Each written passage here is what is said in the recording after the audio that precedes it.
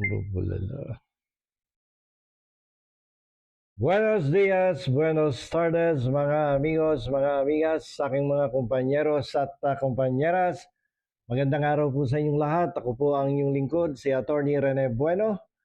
At ngayon po ay pag-uusapan natin yung approval of the articles of impeachment mula dyan sa mababang kapulungan. Halos 2 araw na po, simula nang ito ay aprubahan, pero marami pong mga katanungan ang nagsusulputan kung saan bakit hanggang ngayon ay wala pang transmission of the articles of impeachment papunta sa Senado. Marami po ang nagtataka dyan. Bakit nung mga nakaraang impeachment trial after the approval of the articles of impeachment from the House of Representatives ay agad-agad dinidiretso yan sa ating Senado for the Senate to convene into an impeachment court para umpisahan na yan forthwith ang trial against the impeachable officer. So narinig nga natin nung nakaraang araw ang mainit na palakpakan sa batasang pambansa dyan sa House of Representatives. At kumbaga sa papel, tapos na po ang boxing sa House of Representatives. Impeach na po si Vice President Sara Duterte. Pero sabi ko nga, bakit ganon? Maraming katanungan. No? Bakit hindi pa tinatransmit ang articles of impeachment?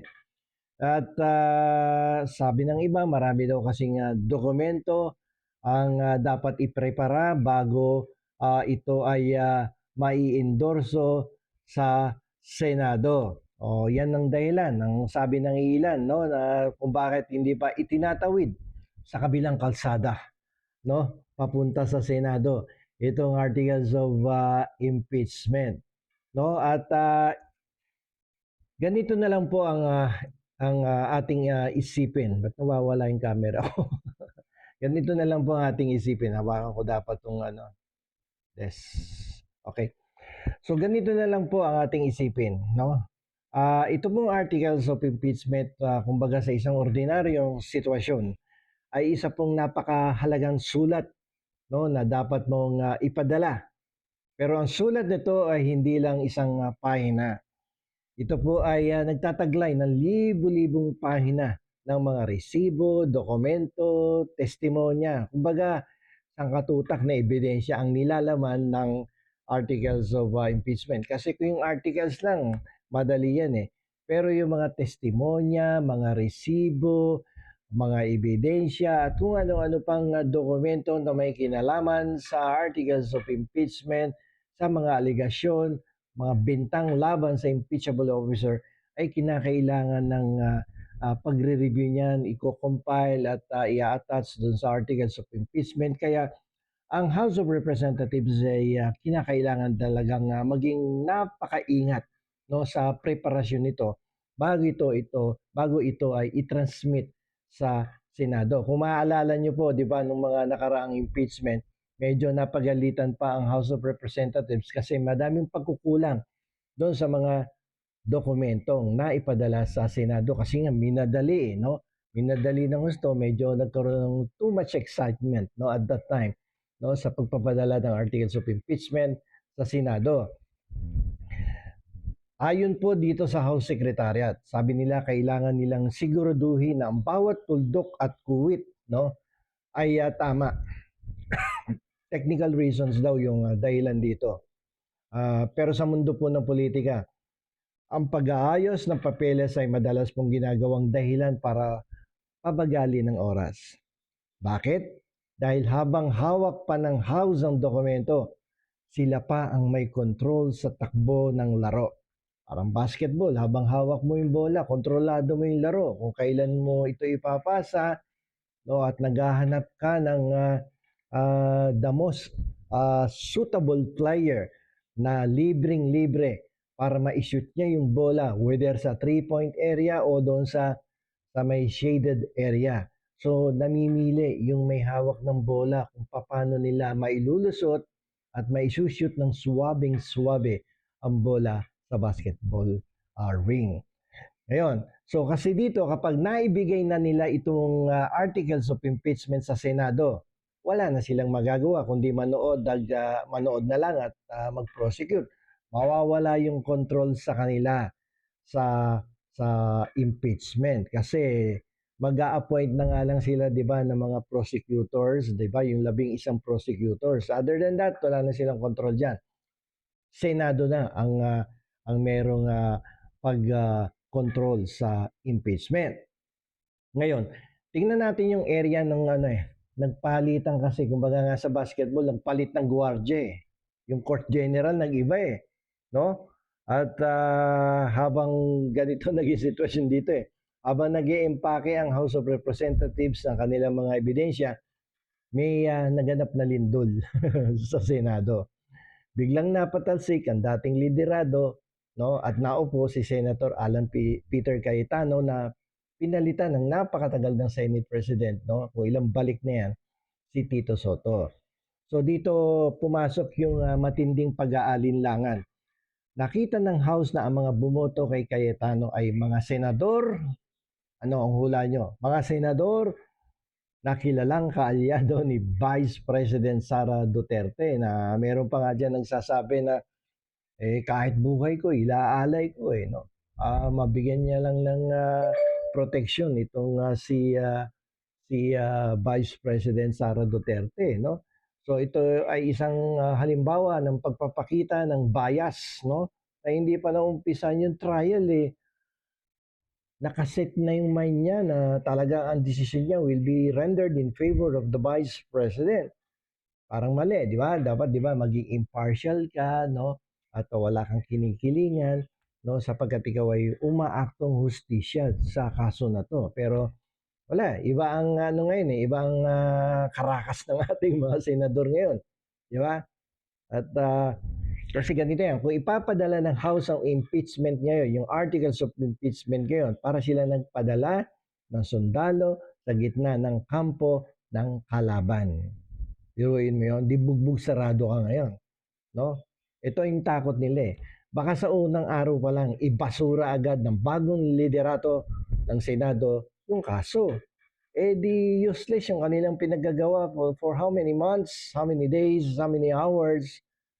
Nagpatulo ng pawis sa mga yan, ginandahan ng proseso, sumunod sa lahat ng ipinag-uutos ng Korte Suprema, only to find out at the end of the day na ito lang pala ay ibabasura ng Senado. Dahil with the new composition of the Senate leadership, talaga namang very identified dyan sa Duterte administration. Sino ba yung nasasakdal? Anak ng dating presidente na si Duterte. So definitely, kung kaalyado nila yan, actually, it's more than an ally. No? Sobra-sobra ang loyalty nitong grupo na to sa dating presidente. So baka kung ma-endorse na yan, sa unang araw pa lang, no? Headline na tayo kinabukasan sa mga newspaper. Basura ang articles of impeachment ng House of Representatives under the new leadership. Kaya ang ginagawa ng House, teka muna, mauta kayo ha. Nag-change of leadership kayo bago namin ma-endorse yung articles of impeachment. Sige, magmamasid muna kami. No? At abangan ng susunod na kabanata dito sa kaso na to.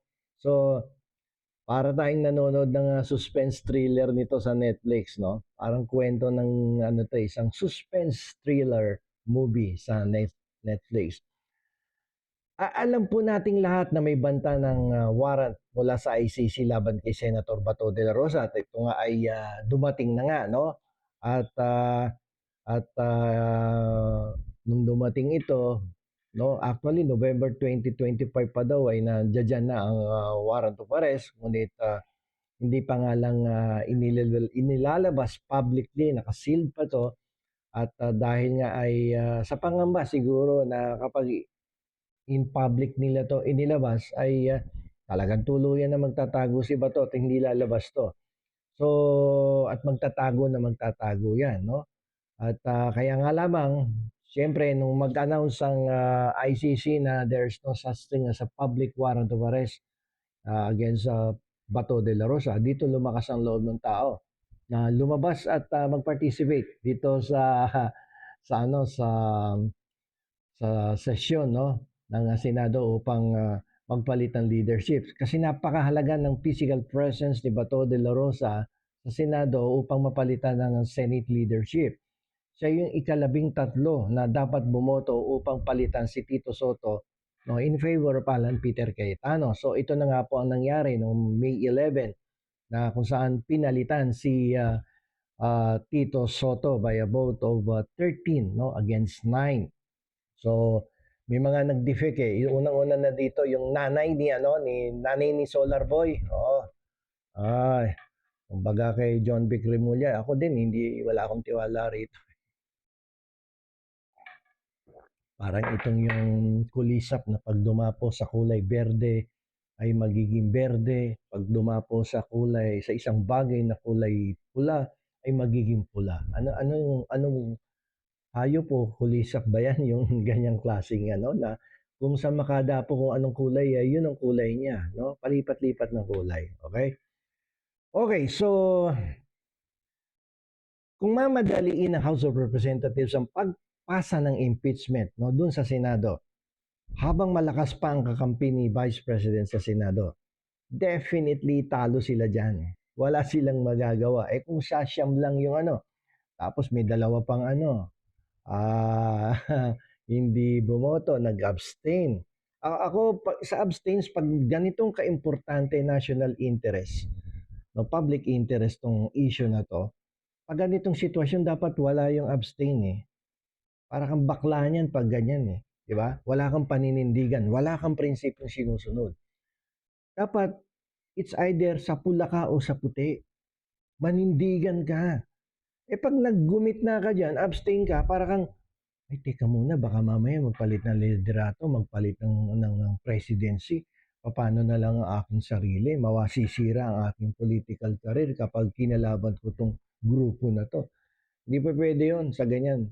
No? Sa Senado, dapat kapag ikaw ay nahaharap sa ganyang mga klaseng issue, lalong-lalo na sa isang impeachment proceedings, manindigan ka. Kaya ka nilagay ng tao dyan upang irepresenta sila. Eh ngayon, hindi ka bumoto, nag-abstain ka. Ano representation mo sa taong mga bumoto sa'yo? Ni-represent mo ba sila? Hindi. No? Para kang kumbaga sa alanganin ka. Di ba? So, ganito mangyayari dyan. Kung hihintayin ng House of Representatives ang galaw, pero ito i-deny siyempre ng Malacanang to. Kung hihintayin nila ang galaw ng Marcos administration tungkol sa ICC arrest at sakaling maaresto si Senator Bato de la Rosa, kung sakaling maaresto si Bato de la Rosa, may kasunod dyan, at ang iba pa. Alam mo, itong laro na to, parang chess to, itong nangyayari sa Senate. Kung magaling ka mag-chess, mahuhulaan mo ang move ng kalaban sa kabilang kampo o ikaw ay kaya mong i-anticipate ang move ng kalaban mo bago ka pa man tumira. Okay? So kung iintayin ng House ang galaw ng Marcos administration tungkol sa ICC warrant of arrest at sakaling maaresto si Bato at kung sino pa man ang susunod, mababawasan ng bilang ng mga boboto para i-absuelto si Vice President Sara Duterte. Ako meron akong ibang episodes dito, yung mga nakarang episodes natin. Hindi ko alam kung matatandaan ninyo na kung saan sinabi ko na kung ako ang presidente, majority ang kalaban ko upang mapalitan ko ang Senate leadership in favor.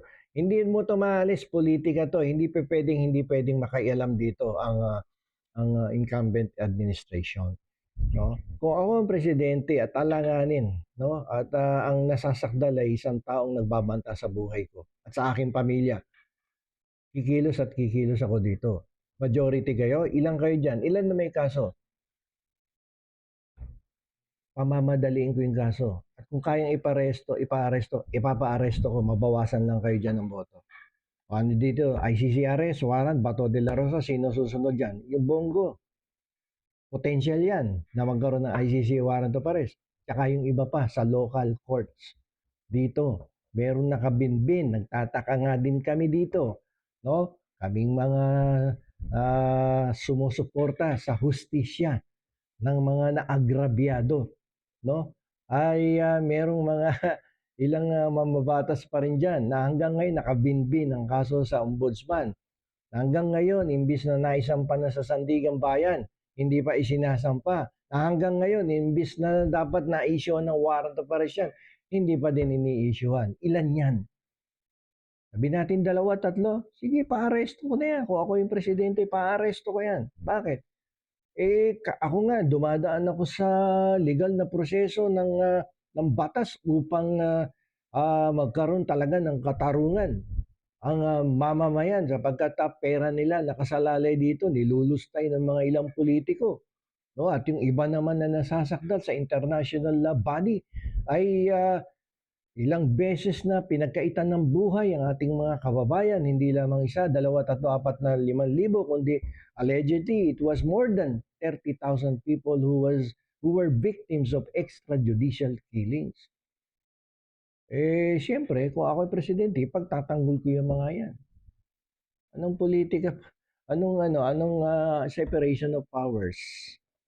Politika yan, hindi mo maiwasan yan na makialam ka sa sitwasyon na to. Buhay ang pinag-uusapan dito at interest ng majority of the people. So kung ako yan, sige, 13 ka ngayon dyan, o may kaso kayo, ay sasabihin nga, sundin ang batas. Okay na kailangan expedite the process. Expedite the process. If there is a need to issue the warrant of arrest, issue the arrest warrant now. 2, 3, 4. Okay na. Majority rules in favor of the impeachment of the Vice President. Diba? So, let us go to the bottom line of this case. Ang hindi po pagpasa ng articles of impeachment ay hindi lang dahil sa mabagal na printer o kulang na pirma. Ito po ay isang estratehiyong o strategy, no, ng kasalukuyang House of Representatives. Strategy yan, definitely. Stratehikong pag-iintay, no, upang makontrol ang sitwasyon. Sabi ko nga kanina, para tayo naglalaro ng chess dito, parang chess to. Hindi mo muna ititira yung queen. Yung queen mo, sa chess kasi may king, may queen, may knight, may pawn, may rook. Kung ako yung naglalaro ng chess, ako yung presidente, hindi ko ititira yung queen ko hanggang ngayon sa kasalukuyang sitwasyon. Hanggat hindi ko nasisigurado kung nasaan ng knight at rook ng kalaban. Yung knight at rook. Dito, sa tingin ko, iniintay ng House of Representatives na magkaroon ng opening sa Senado. Posibleng sa pamamagitan ng paghina ng puwersa ng mga Duterte dahil sa issue ng ICC. Bago nila tuluyang bitawan ang mitya ng trial. Ang batas po ay malinaw, pero ang timing ay puro politika. Maraming pong salamat. Ito pong muli ang inyong lingkod, si Attorney Rene Bueno.